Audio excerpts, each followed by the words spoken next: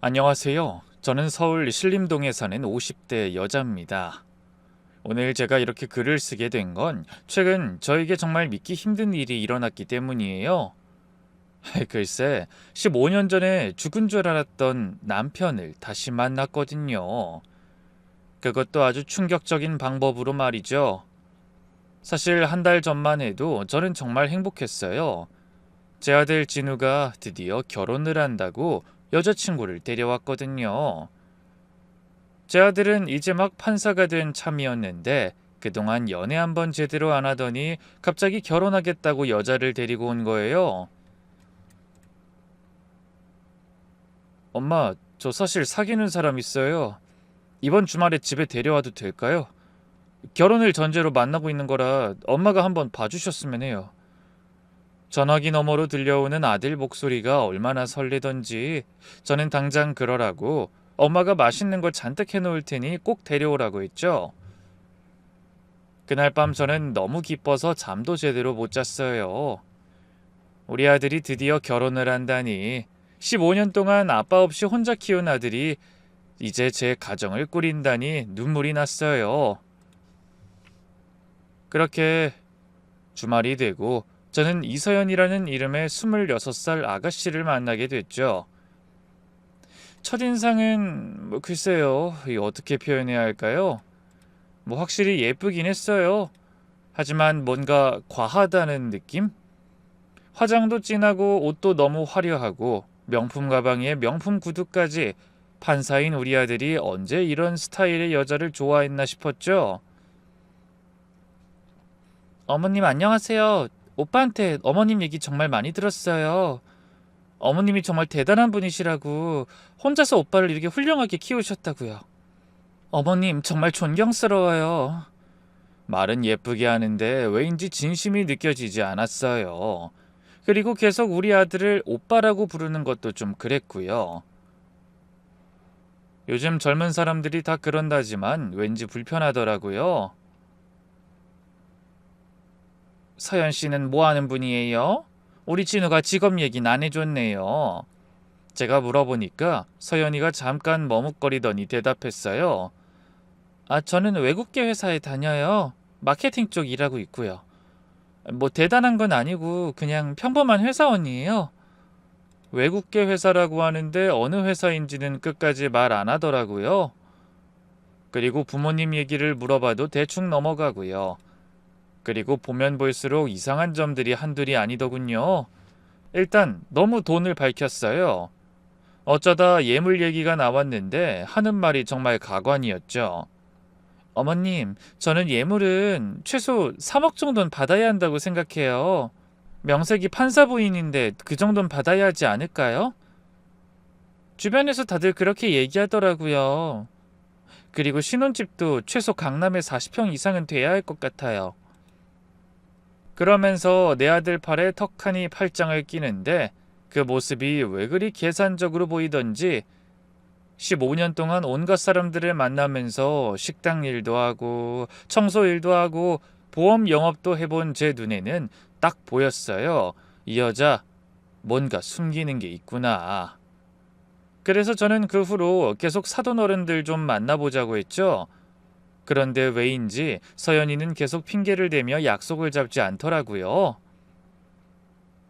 죄송해요. 저희 어머니가 요즘 좀 편찮으셨어요. 다음에 몸 좀 나으시면 그때 인사드릴게요. 한 번도 아니고 3번이나 그러니까 이젠 의심이 확신으로 바뀌었어요. 이 여자 정말 뭔가 숨기는 게 있구나 싶었죠. 그런데 저는 우리 아들한텐 차마 말을 못했어요. 괜히 제가 둘 사이를 방해한다고 생각할까 봐서였죠. 그래서 저는 이 여자의 실체를 직접 확인해 보기로 결심했답니다. 마침 김장철이라 김치를 핑계로 삼기 좋았어요. 진우야, 서연이네 주소 좀 알려줄래? 김장김치 좀 갖다 드리려고. 사돈어른 아프시다니까 김치라도 담가 드려야지. 엄마, 그냥 내가 갖다 줄게. 엄마 힘든데 왜 거기까지 가려고 해. 아니야, 내가 직접 가서 인사도 드릴 겸 가볼래. 앞으로 우리 사돈 될 뿐인데 얼굴은 봐야지. 진우는 잠시 망설이는 듯 하더니 결국 서연이의 집 주소를 알려줬어요. 마포구에 꽤 괜찮은 아파트더라고요. 적어도 돈 때문에 우리 아들한테 접근한 건 아니겠구나 싶어서 좀 안심했죠. 며칠 후 저는 김치통 2개를 들고 서연이네 아파트로 향했어요. 일부러 연락도 안 했어요. 깜짝 방문이라도 해야 진짜 모습을 볼 수 있을 것 같았거든요. 그런데 아파트 정문을 들어서자마자 저는 믿을 수 없는 광경을 보고 말았습니다.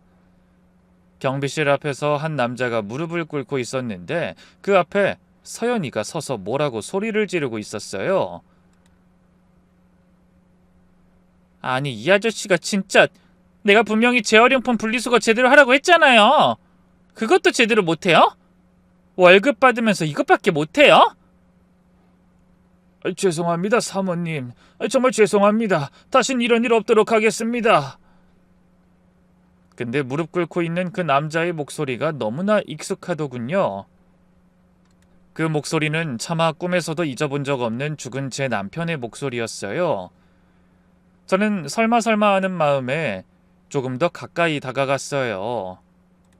그리고 그 남자가 고개를 들어 올리는 순간 세상에, 제 입에서 저도 모르게 신음이 새어나왔죠.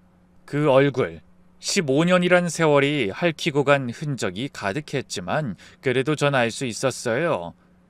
이 사람은 15년 전에 죽은 줄 알았던 제 남편이었어요. 머리는 백발이 되었고 얼굴엔 주름이 가득했지만 그 눈매, 그 코, 그 입술, 분명히 제 남편이 맞았습니다. 진우 아빠? 진우 아빠 맞지? 제가 떨리는 목소리로 부르자 남편이 화들짝 놀라며 절 바라봤어요. 그리고 그 순간 그의 얼굴이 하얗게 질려버리더군요. 마치 귀신을 본 것처럼 말이죠. 미수가! 순간 김치통이 손에서 미끄러지며 바닥에 떨어졌고 새빨간 김치 국물이 사방으로 튀었지만 전 그런 것조차 인식하지 못했어요. 그저 눈앞에 남편만 멍하니 바라볼 뿐이었죠. 15년 동안 죽은 줄로만 알았던 남편이 살아있었다니. 그것도 제 아들의 약혼녀가 사는 아파트의 경비원으로 말이죠. 이 믿기지 않는 상황에 저는 꼼짝도 하지 못한 채 그 자리에 얼어붙어 버렸습니다. 꼭 시간이 멈춘 것 같았어요. 15년 전 그날, 모든 것이 무너져 내렸던 그 시절로 다시 돌아간 것 같았죠. 2008년 잊을 수 없는 그 해, 미국발 금융위기가 전 세계를 덮쳤죠. 뉴스에서는 매일 리먼 브라더스가 어쩌고 서브프라임이 어쩌고 하는 말들이 나왔지만 전 그게 우리 가족과 무슨 상관인지 몰랐어요. 남편이 운영하던 중소무역회사는 나름대로 잘 돌아가고 있었으니까요. 여보, 요즘 경기가 안 좋던데 우린 괜찮아? 제가 걱정스럽게 물었을 때 남편은 늘 그랬듯이 자신만만하게 웃으며 대답했어요. 걱정하지 마. 우리 거래처들은 다 튼튼한 곳들이야. 이런 위기가 오히려 기회가 될 수도 있어. 작은 회사들이 망하면 우리가 그 자리를 차지하면 되니까. 그런데 채 한 달도 안 돼서 주요 거래처 하나가 부도가 났고 연쇄적으로 다른 거래처들도 무너지기 시작했죠. 미수금이 쌓여갔고 은행은 대출을 회수하겠다고 압박해왔어요. 미수가 잠깐만 버티면 돼. 정부에서도 대책을 마련한다고 하잖아. 조금만 기다리면 다시 일어설 수 있어. 남편은 그렇게 말했지만 그의 얼굴은 날로 초췌해져 갔어요. 하루가 다르게 야위어가는 남편을 보면서 저는 가슴이 찢어지는 것 같았죠. 그래도 희망을 버리지 않으려고 했어요. 우리에겐 이제 막 중학교 2학년이 된 아들 진우가 있었으니까요. 하지만 현실은 냉혹했어요. 회사 계좌는 압류당했고 거래처 미수금은 7억, 은행 대출 5억, 그리고 가장 무서운 건 사채 3억이었어요. 총 15억이라는 어마어마한 빚이 우리를 짓누르고 있었죠. 아빠, 저 학원 안 다녀도 돼요. 혼자 공부할 수 있어요. 어느 날 진우가 조심스럽게 말했을 때 남편의 눈에서 눈물이 흘렀어요. 자존심 강한 남편이 아들 앞에서 눈물을 보인 건 처음이었죠. 아니야, 진우야. 아빠가 다 해결할게. 넌 공부만 열심히 해. 이런 일은 어른들이 해결할 일이야. 하지만 해결은커녕 상황은 더 악화됐어요. 강남의 50평 아파트는 경매로 넘어갔고 우리는 신림동의 작은 월세방으로 이사해야 했죠. 그나마 보증금도 겨우 마련한 거였죠. 하지만 사채업자들의 위협은 날로 심해졌어요. 처음엔 회사로만 찾아오더니 나중엔 집까지 찾아오더군요. 아이, 박 사장 문 열어. 우리가 장난하는 줄 알아? 오늘까지가 약속이었잖아. 새벽 2시, 3시에도 문을 두드리는 소리가 들렸어요. 진우는 무서워서 제품에 파고들었고 남편은 이불을 뒤집어 쓰고 있었죠. 엄마 무서워. 괜찮아, 진우야. 아빠가 다 해결할 거야. 조금만 참자. 근데 정말 끔찍한 일이 일어났어요. 어느 날 진우가 학교에서 울면서 전화를 했어요. 엄마, 학교 앞에 이상한 아저씨들이 있어요. 아빠 찾는다고 하면서 저보고 아빠 어딨냐고 물어봐요. 무서워요, 엄마. 이 나쁜 놈들이 이젠 애한테까지 손을 대려고 하다니. 전 당장 학교로 달려가서 진우를 데려왔고 그날부터 진우는 학교도 제대로 가지 못하게 됐죠. 여보, 이렇게는 못 살아. 우리 어떻게 해야 해? 제가 울면서 매달렸지만 남편은 대답도 못하고 고개만 숙이고 있었어요. 그때부터 남편은 자주 집을 나갔죠. 어디 가냐고 물으면 해결책을 찾아보러 간다고만 했죠. 그러다가 2010년 3월 15일 절대 잊을 수 없는 그날이 왔어요. 아침부터 남편의 얼굴이 이상하게 평온해 보였어요. 며칠 만에 처음으로 미소도 지었죠. 그리고는 저한테 와서 제 손을 꼭 잡더니 이렇게 말했어요. 미수가, 그동안 나 때문에 고생 많았지? 미안한데 나 잠깐 바람 좀 쐬고 올게.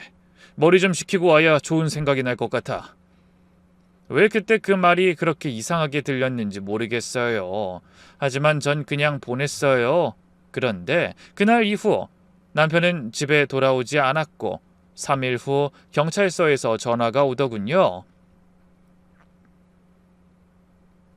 박성호 씨 가족분이신가요? 네, 그런데 무슨 일이시죠? 강원도 정선군 산골 도로 절벽 아래서 박성호 씨 차량을 발견했습니다. 아무래도 사고가 난 것 같습니다. 이 차량은 완전히 전소된 상태인데 다행히 차량 근처에서 박성호 씨의 지갑과 휴대폰이 발견됐어요. 그 순간 저는 다리에 힘이 풀려서 그 자리에 주저앉았어요. 거짓말이야. 이건 거짓말이야. 우리 남편이 죽을 리가 없어. 아직 할 일이 얼마나 많은데, 진우도 키워야 하는데.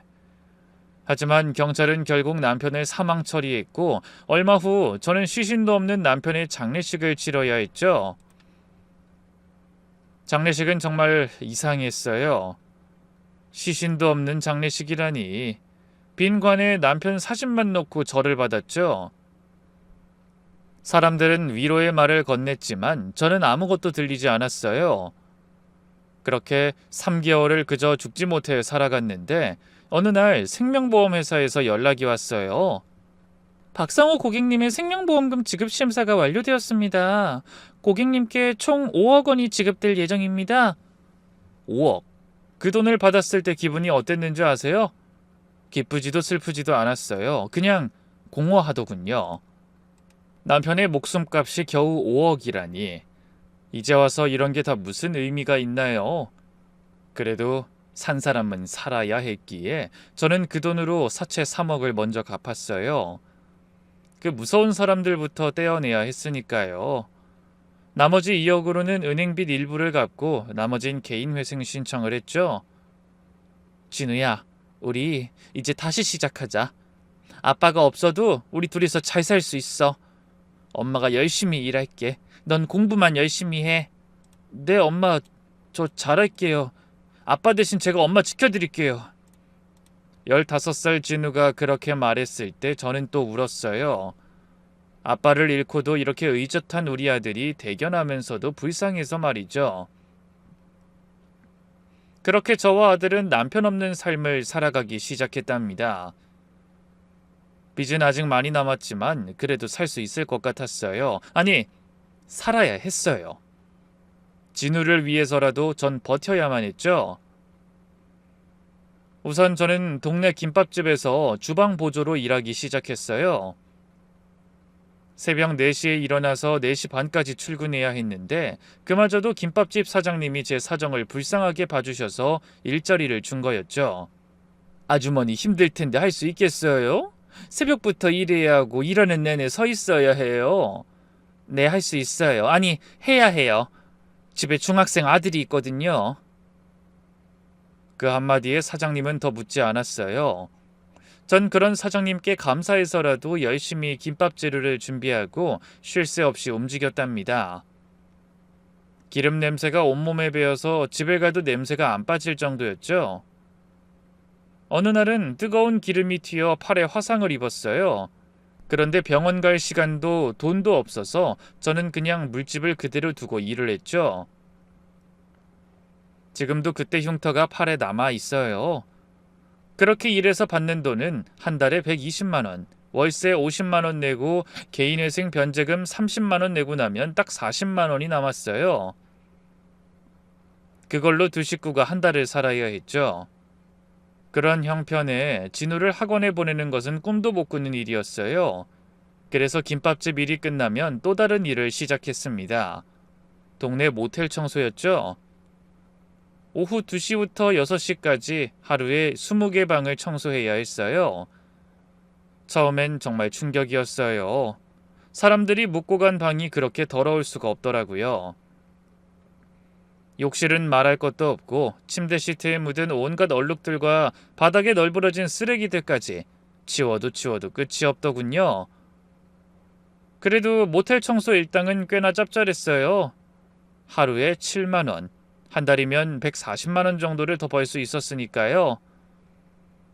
그런데 얼마 못 가 그것도 부족해졌어요. 진우가 고등학생이 되면서 교육비가 더 들기 시작했거든요. 수학 문제집, 영어 참고서까지 전부 다 돈이더군요. 그래서 또 시작한 게 주말 택배 상하차 알바였어요. 밤 11시부터 새벽 3시까지 물류센터에서 택배 상자를 나르는 일이었죠. 아줌마, 거기 무거운 건 남자들이 할 테니까 가벼운 것만 옮겨요. 젊은 남자 알바생이 절 보며 걱정스럽게 말했지만 전 무거운 것도 다 날랐어요. 무게에 따라 일당이 달라졌거든요. 30kg짜리 쌀포대도 들었고 40kg짜리 사료포대도 들었죠. 그렇게 일하고 집에 돌아오면 온몸이 쑤셨어요. 특히 어깨와 허리는 말도 못하게 아팠죠. 그래도 참았어요. 저에겐 지켜내야 하는 아들이 있었으니까요. 그런데 진우가 고3이 되던 해 저는 결국 과로로 쓰러지고 말았습니다. 하루에 3시간도 못 자고 일만 하다 보니 몸이 견디지 못한 거죠. 병원에서는 당장 입원하라고 했지만 전 거부했어요.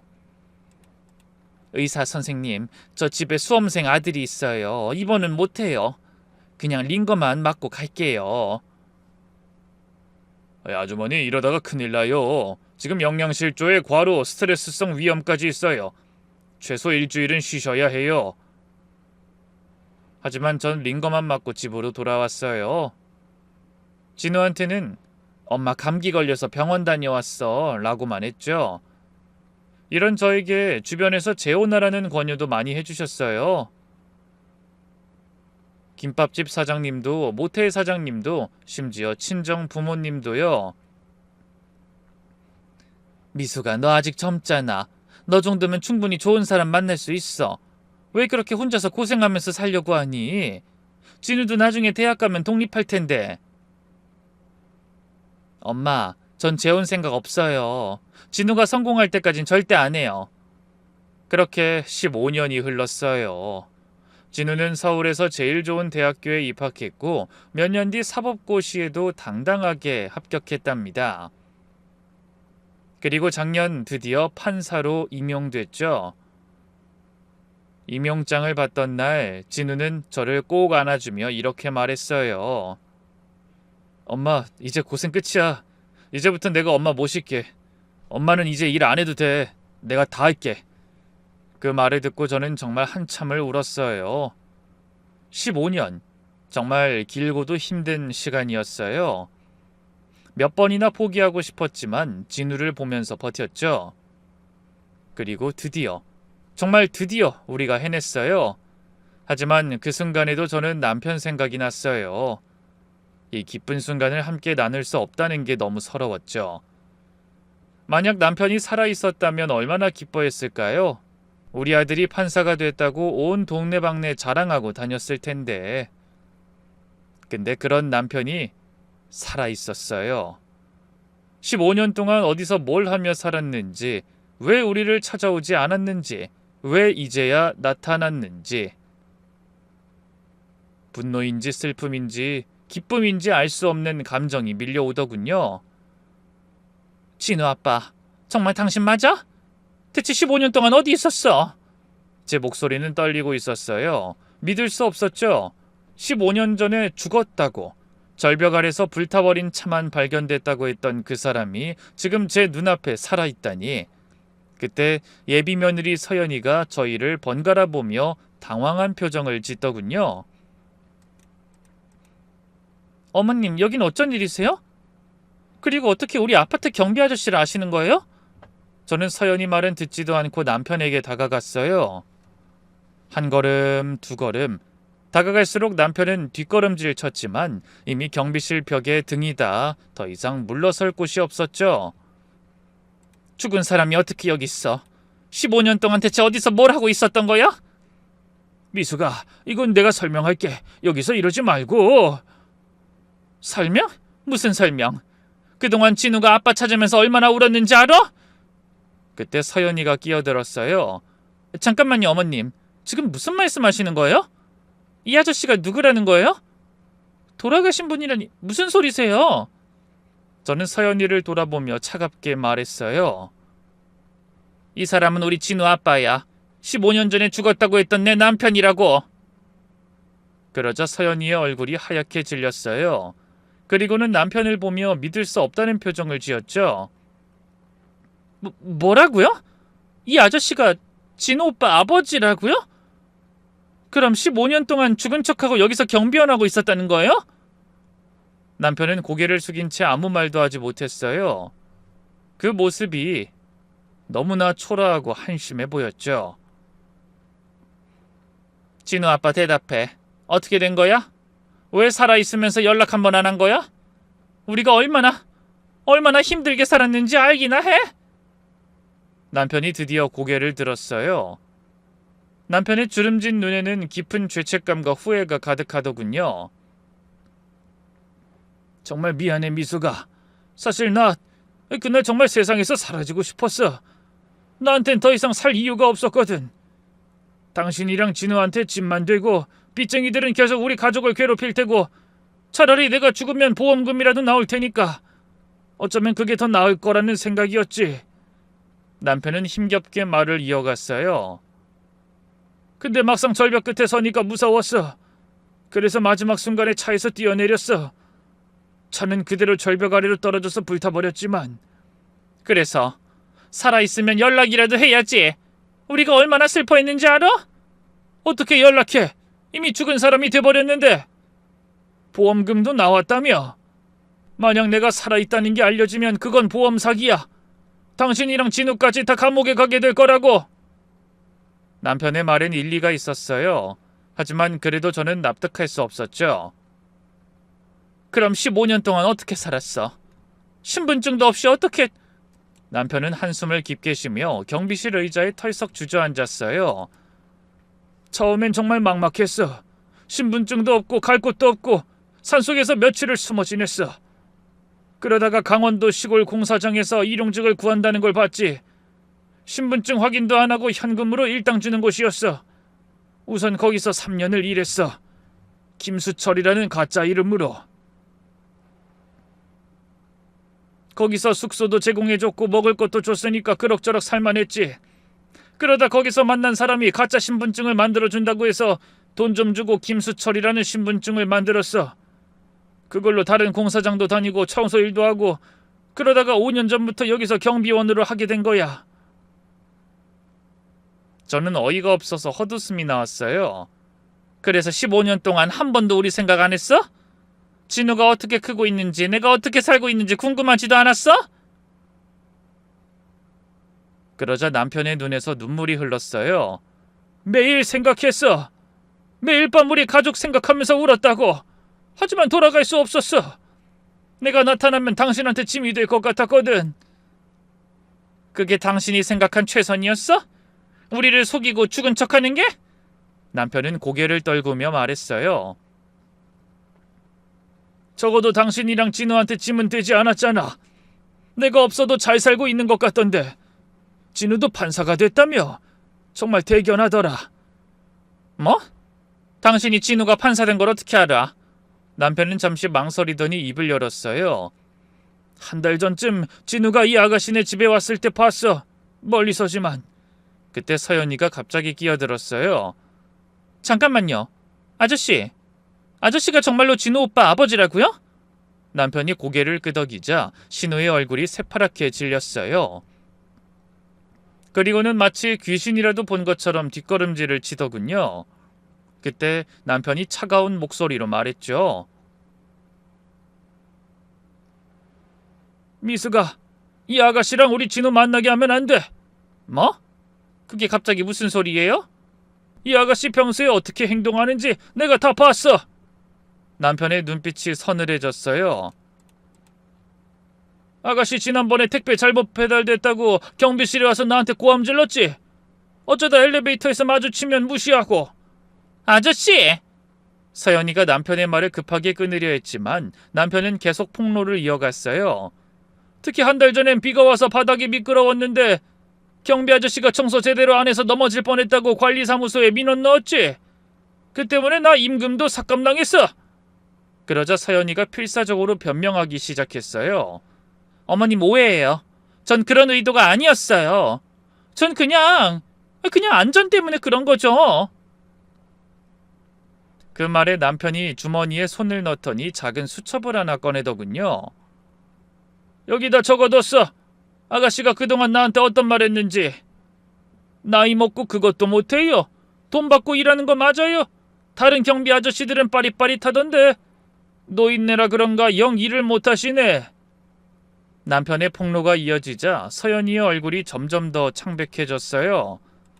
미수가, 이 아가씨 이런 사람이야. 나 같은 경비원한테는 함부로 대하면서 판사인 진우한테만 착한 척하는 거라고. 저는 서연이를 똑바로 쳐다보며 물었어요. 서연아, 이 사람 말이 다 사실이니?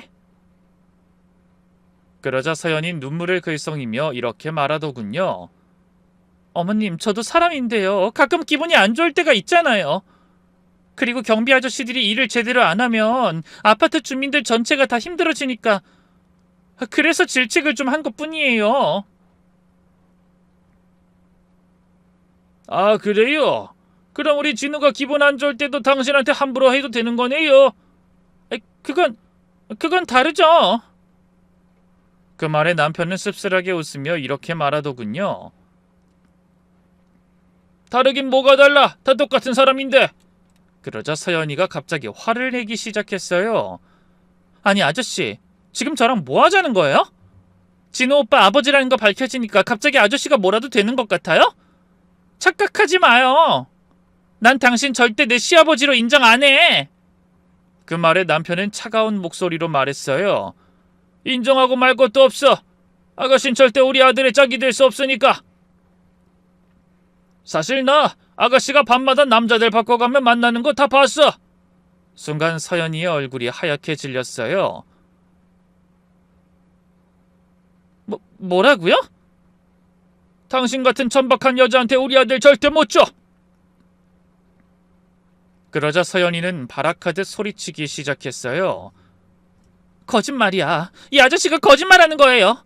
어머님, 설마 지난 15년 동안 어머님을 속여온 이 사람 말 믿으시는 건 아니죠? 남편은 단호하게 말했어요. 나 거짓말하는 거 아니야. 정 못 믿겠으면 CCTV까지 보여줄 수 있어. 여기 아파트 입구 CCTV에 다 찍혀 있을 테니까. 저는 긴가민가 했어요. 남편이 15년 동안 우리를 속인 것도 사실이니까요. 하지만 서연이의 반응도 수상했죠. 그때 남편이 제게 말했어요. 미수가, 같이 관리사무소에 가보자. 직접 확인해보면 알 거야. 그러자 서연이는 펄쩍 뛰며 저를 말리더군요. 안 돼요. 왜 남의 사생활에 그렇게 캐고 들어요? 이건 인권 침해예요. 그 모습에 수상함을 느낀 저는 서연이를 무시하고 남편과 함께 관리사무소로 향했어요. 가지 마세요, 어머님. 서연이가 뒤에서 소리쳤지만 전 돌아보지 않았어요. 잠시 후 관리사무소 직원에게 사정을 설명하니 CCTV를 확인해 볼 수 있게 해주더군요. 이어서 화면에 나타난 영상들을 보는 순간 저는 말문이 막혔어요. 일주일 전 영상에 서연이가 40대로 보이는 남자와 팔짱을 끼고 들어오는 모습이 찍혀 있더군요. 그리고 5일 전에는 또 다른 남자와 함께였고 3일 전엔 20대로 보이는 젊은 남자와 함께였죠. 그리고 바로 어제는 50대 중년 남자와 함께 새벽 2시에 들어와 아침 7시에 나가는 모습까지 찍혀 있었어요. 제가 충격을 받아 아무 말도 못하고 있자 관리사무소 여직원이 다소 민망한 표정을 짓더니 이런 말까지 해주더군요. 사실 주민들 사이에서 소문이 좀 있었어요. 1102호에 사는 젊은 여자분이 남자들을 너무 자주 바꿔서 만난다고. 보니까 아무래도 술집 다니는 아가씨 같더라고요. 순간 저는 충격으로 다리에 힘이 풀렸어요. 세상에, 그럼 우리 진우는, 우리 아들은... 저는 즉시 휴대폰을 꺼내 진우에게 전화를 걸었어요. 진우야, 지금 당장 서연이네 아파트로 와. 급해! 엄마, 무슨 일이에요? 저 지금 일하는 중인데. 당장 와. 네가 꼭 봐야 할 게 있으니까. 제 목소리에 심상치 않음을 느꼈는지 진우는 곧장 온다고 했고 그렇게 1시간쯤 지났을까 진우가 급하게 뛰어왔어요. 엄마, 무슨 일이에요? 서연이 어딨어요? 그때 서연이가 쭈뼛거리며 나타났어요. 진우 오빠. 진우가 서연이를 보며 안도의 표정을 지었어요. 뭐야. 난 또 엄마가 급하게 오라고 해서 너한테 무슨 일 생긴 줄 알았잖아. 그때 저는 얼른 진우의 손을 잡고 CCTV 영상 앞으로 끌고 갔어요. 진우야, 네가 직접 봐야 해. 서연이가 어떤 사람인지. 관리사무소에서 CCTV 영상을 다시 틀어줬고 그걸 보는 진우의 얼굴은 점점 굳어졌죠. 이게 대체 뭐예요? 서연아, 이게 다 뭐야? 진우의 목소리가 떨리고 있었어요. 그러자 서연이는 눈물을 흘리며 진우에게 매달리더군요. 오빠, 이건 다 오해야. 내가 다 설명할 수 있어. 설명? 뭘 설명해? 나 몰래 이렇게 많은 남자들 만나놓고? 너 대체 정체가 뭐야? 정체가 뭐냐니? 오빠, 나 서연이야. 오빠가 사랑하는 서연이. 그때 저는 더 이상 참을 수 없어서 목소리를 높였어요. 이 여자 술집 여자랜다. 순간 관리실이 조용해졌어요. 진우는 믿을 수 없다는 표정으로 저를 쳐다봤죠. 뭐라고요? 엄마, 지금 뭐라고 하셨어요? 서연이가 술집 여자라고요? 그러자 관리실 여직원도 고개를 끄덕이며 거들었어요. 맞아요. 동네엔 이미 소문이 쫙 퍼졌어요. 낮에는 집에서 자고 밤에는 화장 진하게 하고 나가는 거 아파트 사람들이 다 봤어요. 진우의 얼굴이 새하얗게 질렸어요. 아니야, 설마 서연아, 이게 사실이야? 서연이는 더 이상 변명할 말이 없었는지 그저 고개만 숙이고 있었죠. 그러더니 갑자기 안면을 바꾸면서 뻔뻔하게 나오기 시작하더군요. 아이씨, 들켰네. 거의 다 넘어왔는데. 진우가 믿을 수 없다는 표정으로 서연이를 봤어요. 뭐라고? 그러거나 말거나 서연이는 머리를 긁적이며 혀를 차더니 관리실 한켠에 서 있던 제 남편을 향해 빽 소리를 질렀죠. 아이, 진짜 짜증나. 이게 다 아저씨 때문이잖아. 당신이 뭔데 남의 일을 참견해? 당신 때문에 내 계획이 다 망쳤잖아. 그 순간 진우가 서연이가 가리키는 방향을 따라 남편을 바라봤습니다. 처음에는 그냥 아파트 경비원인 줄 알았을 진우는 잠시 후 점점 눈이 커지더니 결국 얼음처럼 굳어버렸죠. 저분은 설마... 남편과 진우의 시선이 마주쳤어요. 15년이라는 세월이 흘렀지만 핏줄은 속일 수 없었죠. 진우의 입에서 떨리는 목소리가 나왔어요. 아빠? 남편은 고개를 떨구며 힘겹게 말했어요. 진우야, 아빠 맞아요? 말도 안 돼. 아빠는 분명 15년 전에 돌아가셨잖아요. 진우의 목소리에는 분노와 당황스러움 그리고 깊은 상처가 뒤섞여 있었어요. 죽었다고 했던 아빠가 여기서 경비원을 하고 있었다고요?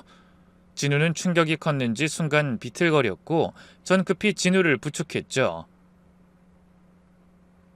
진우야, 괜찮아? 진우가 허탈하게 웃었어요. 괜찮을 리가 있나요, 엄마. 죽은 줄 알았던 아빠는 살아있고 사랑한다고 믿었던 여자는 꽃뱀이었는데. 그때 남편이 조심스럽게 다가왔어요. 진우야, 아빠가 미안하다. 미안하다고요? 15년 동안 죽은 척하고 계시면서 엄마가 얼마나 고생했는지 아세요? 알아, 다 알아. 그래서 더 나타날 수 없었어. 그런 게 변명이 돼요? 우리를 버리고 혼자 편하게 사신 거잖아요. 진우의 절규에 서연이는 갑자기 낄낄거리며 웃기 시작했어요. 아이고, 막장도 이런 막장이 없네. 보험 사기꾼의 아들이 판사라니. 오빠, 만약 이 사실이 법원에 알려지면 오빠 개망신 나가는 거 아니야? 닥쳐! 제가 소리를 질렀지만 서연이는 멈추지 않았어요. 아줌마, 이왕 이렇게 된 거 나도 실속을 챙겨야 하지 않겠어요? 내 입 맞고 싶으면 돈 내놔요. 한 달에 500만 원. 그럼 입 꼭 다물고 있어줄게. 그러자 남편이 불같이 화를 내며 서연이에게 다가갔어요. 너 어린 년이 보자 하니까 감히 내 가족을 협박해? 내가 이런 꼴 그냥 두고 볼 것 같아? 그런데도 서연이는 코웃음을 치며 말했어요. 겨우 경비 주제 뭘 어쩌겠다는 거야? 아들 발목이나 잡는 주제에. 저는 서연이의 말에 이럴 수도 저럴 수도 없었어요. 실제로 보험 사기는 중범죄였고 만약 이 사실이 소문나면 아들의 앞길에 방해라도 될까 걱정이 됐거든요. 그런데 바로 그때 진우가 차가운 미소를 지으며 서연이에게 말했어요. 날 상대로 협박이라? 참 재밌네. 진우는 휴대폰을 꺼내더니 화면을 서연이에게 보여줬어요. 넌 내 여자친구라는 게 내가 항상 녹음기 켜고 다니는 것도 몰랐냐? 지금까지 대화 전부 다 녹음됐거든. 너 협박죄로 고소하면 1년 이하 징역 또는 500만 원 이하 벌금이야. 게다가 너 여태까지 술집 다니면서 날 속였지? 이것도 혼인빙자 간음죄의 사기죄야. 서연이는 완전히 사색이 되어 진우 앞에 무릎을 꿇었어요. 오빠 미안해. 정말 미안해. 내가 정말 잘못했어. 제발 한 번만 봐주라. 응? 하지만 진우는 서연이를 내려다보며 차갑게 말했어요. 듣기 싫으니까 당장 꺼져. 그리고 다신 내 앞에 나타나지 마.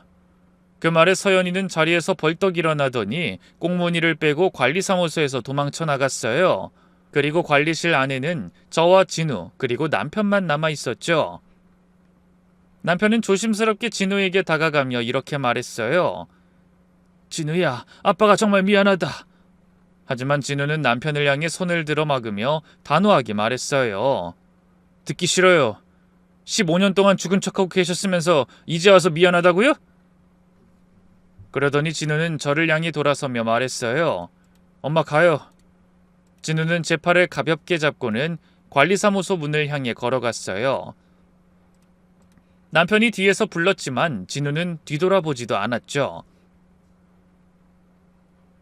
그렇게 서연이 사건이 마무리된 후 며칠이 지났지만 우리 가족의 상처는 쉽게 아물지 않았어요. 진우는 매일 법원에 출근하면서도 마음이 무거워 보였고 저는 15년 만에 다시 만난 남편을 어떻게 받아들여야 할지 혼란스러웠죠. 그 사이 남편은 때때로 저희를 찾아왔어요. 하지만 저는 문을 열어주지 않았죠. 인터폰으로 아무리 불러도 대답하지 않았고 현관문을 두드려도 모른 척했어요. 그러면 남편은 집 앞에 귤 한 봉지를 두고 가거나 짧은 편지를 남기고 가기도 했죠. 여보, 정말 미안해. 시간이 걸려도 좋으니까 한 번만 기회를 줘. 진우 엄마, 당신이 좋아하던 귤 사왔어. 몸 건강히 챙겨. 오늘 진우가 법원에서 나오는 걸 멀리서 봤어. 우리 아들 정말 자랑스러워. 그런 편지들을 볼 때마다 가슴 한켠이 무너지는 것 같았지만 동시에 분노도 치밀어 올랐어요.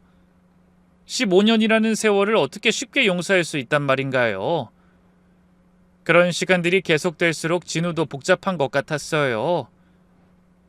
어느 날 저녁, 진우가 퇴근하고 와서는 현관 앞에 놓인 귤봉지를 보더니 한숨을 깊게 쉬었어요. 엄마, 아버지 또 왔다 갔나 보네요. 진우의 목소리엔 미묘한 감정이 섞여 있었어요. 분노도 서운함도 그리고 어쩌면 그리움도 있는 것 같았죠. 그냥 버리자. 제가 말했지만 진우는 귤봉지를 들고 들어왔어요. 그래도 버리긴 아깝잖아요. 그날 밤 진우는 평소보다 더 조용했어요. 뭔가 깊은 생각에 잠긴 것 같았죠. 아마도 저와 같은 마음일 거예요. 미워하고 싶지만 그래도 혈육이라는 끈을 완전히 끊어버릴 수는 없는 그런 복잡한 마음 말이에요. 어느 날 저녁, 진우가 퇴근하고 와서는 무거운 표정으로 저에게 말했어요.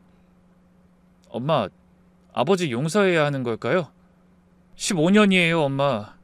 그 긴 세월을 저는 아버지가 죽었다고 믿고 살았어요. 매년 기일에 성묘도 가고 아버지처럼 훌륭한 사람이 되겠다고 다짐하면서요. 근데 알고 보니 멀쩡히 살아서 남의 집 경비원을 하고 있었다니 이걸 어떻게 받아들여야 해요? 진우의 목소리에는 깊은 상처가 묻어나왔어요. 저 역시 마찬가지였죠. 남편에 대한 감정이 너무 복잡했어요. 나도 모르겠어, 진우야. 미워해야 하는데 그게 잘 안 돼. 분명히 잘못한 사람인데. 그래도 15년 동안 내 가슴 속에서 살아있던 사람이라서. 그때 현관벨이 울렸어요. 나가보니 남편이 서 있었죠. 손에는 비닐봉지를 하나 들고 있었어요. 미수가, 진우 집에 있지? 잠깐 볼 수 있을까? 뭐하러 왔어요? 남편이 비닐봉지를 제게 건넸어요. 열어보니 두꺼운 봉투가 들어있었죠. 이게 뭐예요? 15년 동안 경비원 하면서 모은 돈이야. 3천만 원 정도 돼. 이거라도 받아줘. 미안하다는 말로는 부족하지만. 저는 즉시 그 봉투를 돌려주려 했어요.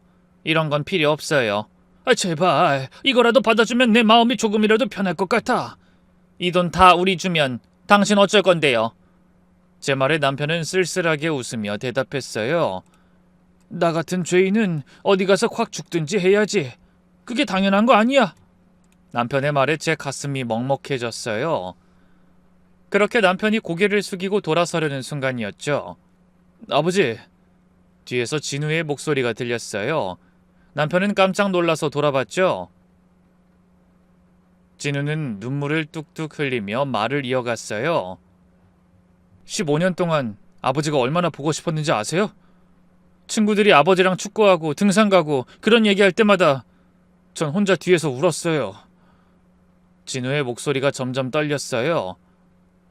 왜 그때 저희랑 함께 있지 않으셨어요? 왜 혼자 도망가셨어요? 엄마가 얼마나 힘들어했는지, 전 또 얼마나 외로웠는지 아버지가 알기나 해요? 남편은 그 자리에 주저앉으며 오열하기 시작했어요. 미안해, 진우야. 아빠가 정말 미안해. 그때 아빤 정말 겁쟁이였어. 너까지 힘들게 할까봐. 내가 감옥에 가서 전과자가 되면 네 삶도 같이 망가질까봐 그래서 그랬어. 그래도 함께였으면 좋았을 거예요. 진우가 남편에게 다가가 무릎을 꿇고 앉았어요. 아버지, 이제라도 늦지 않았어요. 우리 다시 가족이 될 수 있을까요? 남편은 떨리는 손으로 진우의 어깨를 감쌌어요. 정말 정말 괜찮겠니? 아빠 같은 사람이. 괜찮아요. 아버진 제 아버지니까요. 그 모습을 보는데 저도 모르게 눈물이 흘러내렸어요. 그렇게 15년 만에 우리 가족은 다시 만났습니다. 상처투성이었지만 그래도 가족이었어요.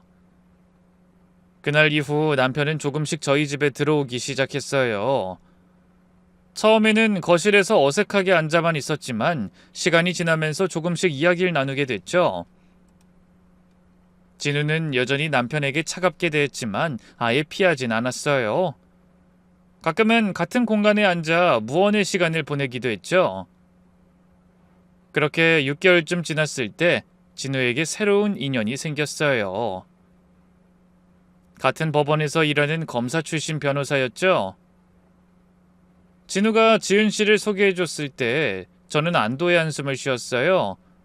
이번엔 정말 진실한 사람인 것 같았거든요. 지은 씨는 서연이와는 완전히 달랐어요. 화려하지도 않고 명품도 좋아하지 않았지만 따뜻하고 밝은 사람이었죠. 첫 만남 때부터 저에게 정중하게 인사를 했고 음식을 만들어주면 어머님 손맛이 정말 좋으시네요 라며 진심으로 좋아했어요.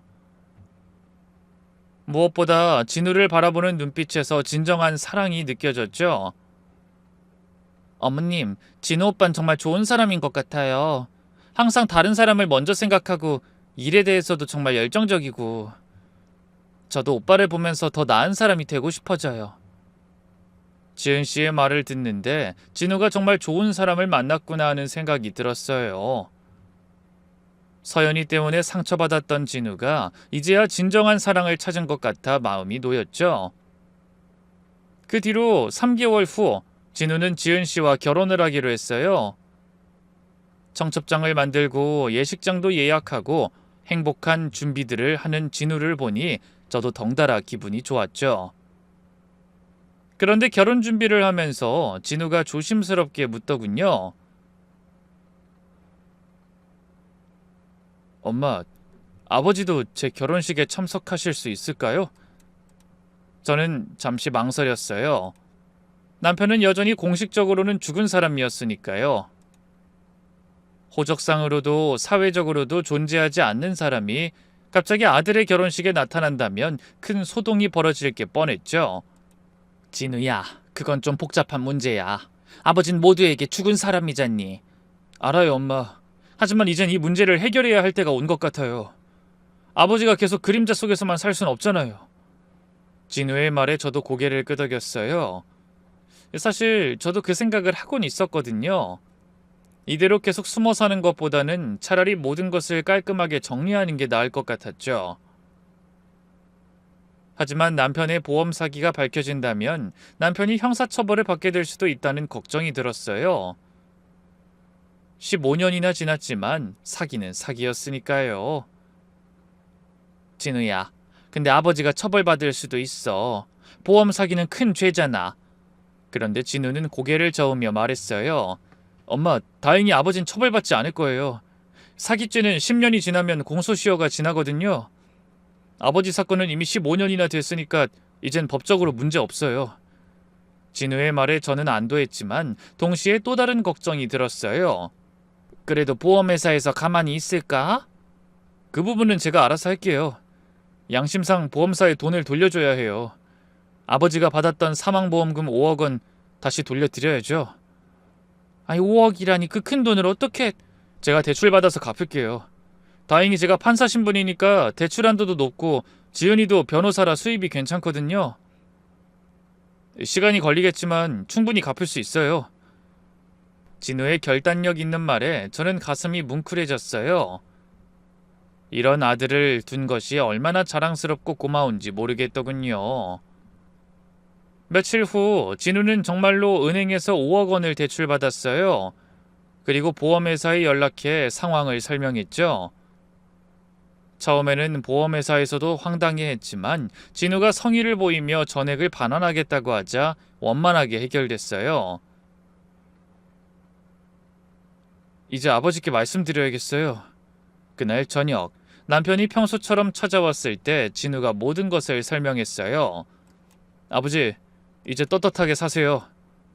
법적으로도 문제 없고 보험금도 다 돌려드렸으니까 더 이상 숨어 살 필요 없어요. 남편은 진우의 말을 듣더니 한참을 말없이 있었어요. 그러더니 갑자기 눈물을 뚝뚝 흘리기 시작했죠. 진우야, 아빠 때문에 네가 이런 큰 빚을 져야 하다니. 미안해, 정말 미안해. 아버지, 가족이니까 당연한 거예요. 그리고 이제 당당하게 제 결혼식에도 오실 수 있잖아요. 남편은 복잡한 감정에 목을 놓아 울었어요. 15년 동안 숨어 살면서 쌓인 모든 스트레스와 죄책감이 한꺼번에 터져 나오는 것 같았죠. 정말 고맙다. 아빠가 정말 면목이 없구나. 그렇게 남편은 15년 만에 자신의 진짜 신분을 찾게 됐어요. 물론 주민등록 복구며 각종 서류 정리며 해야 할 일이 산더미였지만 그래도 이젠 당당하게 살 수 있게 된 거였죠. 그리고 얼마 후 드디어 진우의 결혼식 날이 됐어요. 남편은 양복을 차려입고 당당하게 진우의 결혼식에 참석했죠. 물론 친구들이며 친척들에게 사정을 설명하느라 진땀을 뺐지만 그래도 가족이 함께하니 두려울 것이 없었답니다. 15년 전에 사고가 있었는데 기억을 잃어서 그동안 연락을 못했어요. 어머 세상에, 그래도 정말 다행이에요. 이렇게 살아계셔서. 사람들은 대부분 놀라면서도 축하해줬어요. 물론 몇몇은 의심스러운 눈빛을 보내기도 했지만 진우가 판사고 지은씨도 변호사인 만큼 크게 문제 삼진 않았죠. 결혼식이 끝나고 피로 현장에서 남편이 저에게 조용히 말했어요. 여보, 정말 고마워. 나 같은 사람 다시 받아줘서. 이제 그런 말 하지 마요. 우리 가족이잖아. 물론 남편이 큰 죄를 지은 건 맞아요. 보험 사기도 사기고 가족을 버리고 도망간 것도 잘못이었죠. 하지만 어쩌겠어요. 가족인 것을. 결국 저는 남편을 감싸 안아주기로 했어요. 남편도 그동안 힘들었을 테니까요. 그때 남편이 주머니에서 낡은 사진 한 장을 꺼냈어요. 그 사진을 보는 순간 제 눈에서 눈물이 주르륵 흘러내렸죠. 그건 진우가 5살 때 찍은 가족 사진이었어요. 우리 셋이 놀이공원에서 함께 웃고 있는 모습이었죠. 나 사실 15년 동안 이 사진만 보고 살았어. 매일 밤 이 사진 보면서 당신이랑 진우를 얼마나 그리워했는지 몰라. 우리 가족 곁으로 돌아가고 싶었지만 차마 용기가 나지 않았어. 특히 진우 생일날이면 혼자 케이크 사서 촛불 켜놓고 생일 축하한다 진우야라고 중얼거렸어. 그럼 우리 아들이 건강하게 자라고 있을 거라고, 당신이 잘 키우고 있을 거라고 믿으면서. 그 말을 듣는데 가슴이 먹먹해지더군요. 남편도 그동안 얼마나 외롭고 힘들었을까요?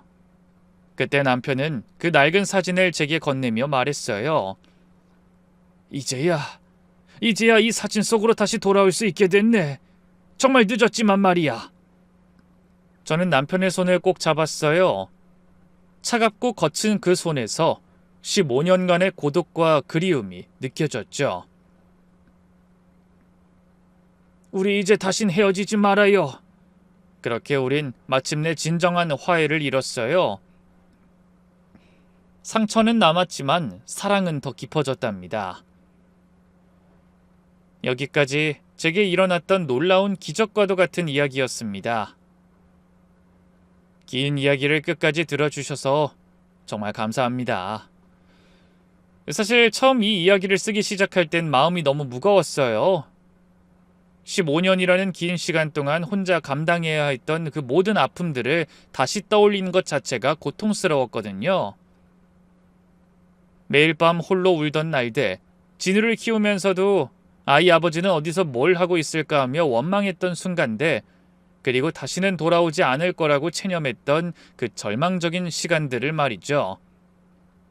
하지만 지금 이렇게 글을 마무리하면서 느끼는 건 그 모든 고통이 헛되지 않았다는 것입니다.